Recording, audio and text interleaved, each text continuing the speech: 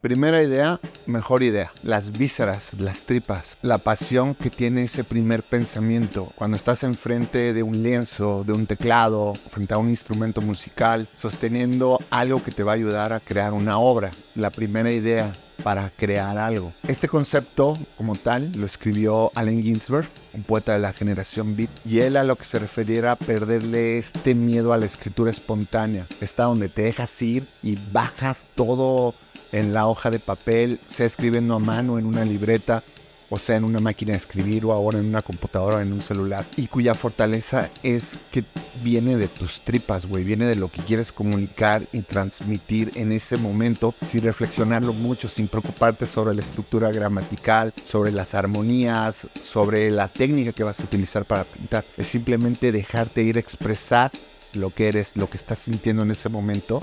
Y creo que ese es el gran valor de la primera idea, del primer pensamiento.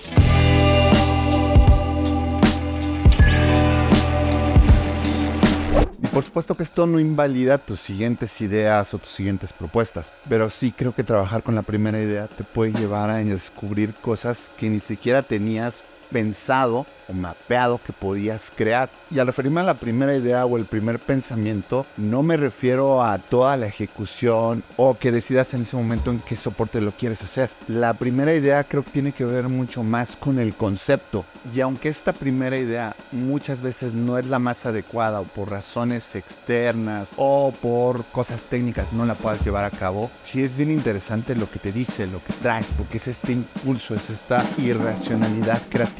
Son estas tripas que te están diciendo, güey, quiero crear esto. Y esa es la importancia para mí de la primera idea. Y por supuesto que puedes tener muchas primeras ideas, algunas van a ser muy buenas, otras no tanto, otras las puedas implementar inmediatamente, otras van a requerir que quizá tengas que aprender algo, conseguir algo. Pero creo que lo interesante de esta primera idea, como te decía al inicio, no es tanto cómo baja la pieza, porque sí, finalmente puedes tomarte el tiempo de ver posibilidades técnicas, de afinarla, de llevarla hacia algo mucho más coherente con lo que estás haciendo generalmente. Con esto no quiero decir que la primera idea tenga que ver necesariamente con la ejecución, porque puede llegarte un pensamiento, puede llegarte este primer pensamiento y después verás en qué soporte lo haces mejor, sea una canción, sea una película, sea un corto, sea una fotografía, sea un poema, sea un texto, una novela. Va a depender mucho de cómo sueles expresarte artísticamente, pero también te puede llevar a experimentar muchas cosas. ¿Qué pasa si haces música electrónica o industrial y de repente la primera idea que tienes es una cumbia? Pues la haces, güey, y ya. Cumbia.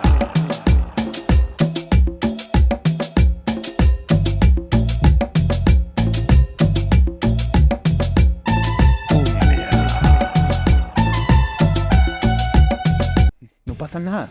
La primera idea no tiene censura, la primera idea no tiene límites. El primer pensamiento no tiene una tendencia, un estereotipo. El primer pensamiento es eso que traes, que probablemente se generó de muchas cosas que has estado absorbiendo, que hayas visto en internet, que has escuchado en la calle, algo que te influenció, algo que viste hace muchos años y de repente te llega en ese momento como una fuente de inspiración para este primer pensamiento, güey. ¿Cómo lo vayas a bajar? ¿Cómo lo vayas a trabajar? Pues ya depende del tipo de arte que creas.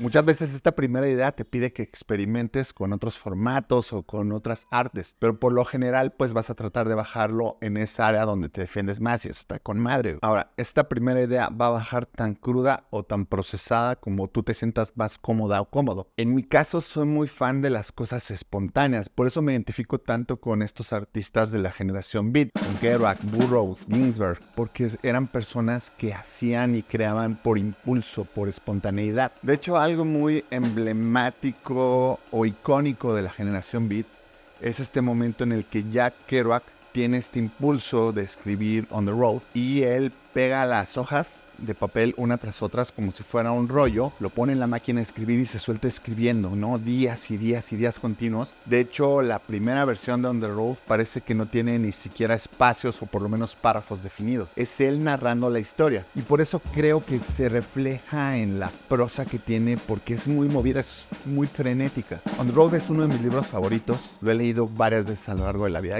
Yo creo que lo descubrí cuando tenía 13 años y me cambió la forma de pensar y me cambió la forma de escribir. Yo empezaba a escribir a esa edad algunas cosas, obviamente con la poca cultura que tenía o con las pocas experiencias, pero con el tiempo fui desarrollando esta necesidad de ir soltando las cosas y expresarlas de forma espontánea y sin mucha reflexión. Y hasta la fecha, por eso tengo algunas faltas de ortografía, porque no me detengo a pensar si está bien escrito, si estoy utilizando varias veces una misma palabra.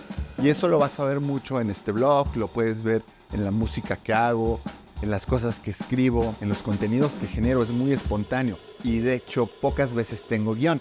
Uso una escaleta, pero en realidad no hay nada guionado, y si hago cortes y todo eso, pues es para no aburrirte con las veces que me trabo o las veces en que me quedo en blanco, ¿no? Que me disocio y guau. Pero en general todo mi proceso artístico lo he llevado por ese camino, y esto fue en gran parte por la influencia que tuvieron los poetas y los escritores beat en mí desde chavito. La generación beat nos dejó textos y libros que a lo mejor no son tan relevantes para Latinoamérica, pero que son bastante importantes para el movimiento contracultural estadounidense. Aquí en México tuvimos una versión de la generación beat que se llamaba La Onda. Principal representante José Agustín Ginsberg dejó unos poemas hermosos. El más conocido se llama Aullido, Howl, y probablemente has visto esta frase en internet de he visto a los, ponle el nombre, más relevantes de mi generación caer en tal. Bueno, esto viene de Ginsberg. Y esta forma de crear contracultura, me parece que los beat lo hicieron muy adelantados a su tiempo. Estamos hablando de finales de los 40, los 50, algo de los 60, donde cualquier cosa que se revelara al sistema era tachado de comunista, censurado. Y estos güeyes eran gays, eran drogadictos, eran fans del jazz y bailaban y eran promiscuos y promiscuas. Y su única intención era disfrutar la vida, güey, y crear. Y eran almas bastante atormentadas. De hecho, Burroughs vivió en México y cometió un asesinato jugando a Guillermo Tell con su esposa. Probablemente estaba hasta la madre y la desvivió. Y eran unos rufianazos, güey. Pero la forma que tienen de interpretar el mundo es tan cruda, tan visceral y tan real, pero a la vez tan hermosa, con una prosa tan fluida, que han influenciado no solamente a las personas que escriben, sino a toda la contracultura que vino después. Todo lo que vino con The Doors, con Velvet Underground, con Andy Warhol, tenían sus raíces en el movimiento beat. Y de hecho, despectivamente, y lo podrás ver si lo googleas, si los buscas, vas a ver que dicen beatniks. Las personas intelectuales de aquella época hicieron este juego entre cultura beat y Sputnik, que era el satélite ruso, ¿no? Entonces inmediatamente los tacharon de comunistas o de chairos y se convirtieron en los beatniks, que es una forma un poco burlona de referirse a ellos. Pero los puedes buscar como generación beat, te vas a encontrar con las tripas de la juventud estadounidense.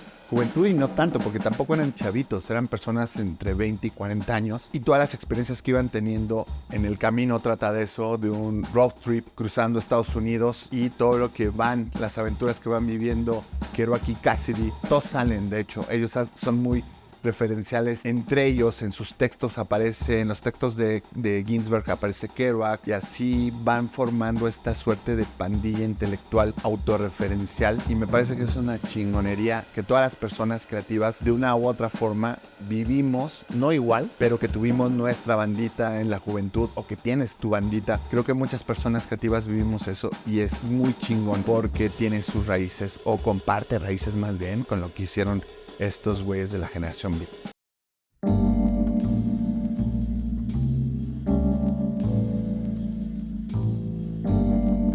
Ahora, la primera idea a veces no sale, güey. Por ejemplo, este blog, la primera idea que tuve fue, güey, lo voy a ir a grabar a la UNAM. Sí, me desperté y, güey, lo quiero ir a grabar a la UNAM. ¿Por qué a la UNAM?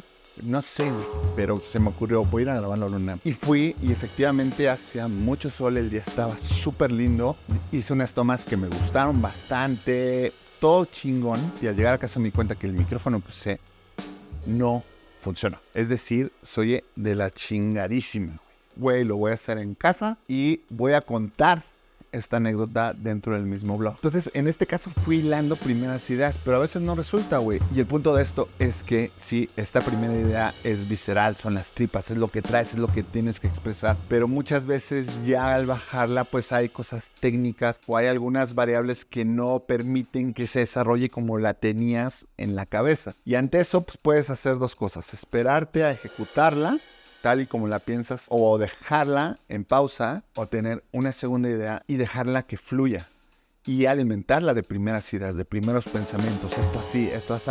Y creo que en este mundo en donde nos sobreexigimos y estamos todo el tiempo pensando y pensando y pensando y dándole vueltas a las cosas, muchas veces porque no encontramos el camino correcto, lo espontáneo, lo crudo, lo improvisado, tiene cierto encanto, tiene cierta inocencia y tiene cierto romanticismo. Ahora, es que existe el otro lado. También vivimos en un momento donde todos nos exigen que sea rápido y que hagas swipe y que vayas dependiendo del algoritmo para ver los contenidos que estás consumiendo y que trabajes y entregues todo más rápido y produzcas y que la inteligencia artificial nos haga crear más rápido para producir.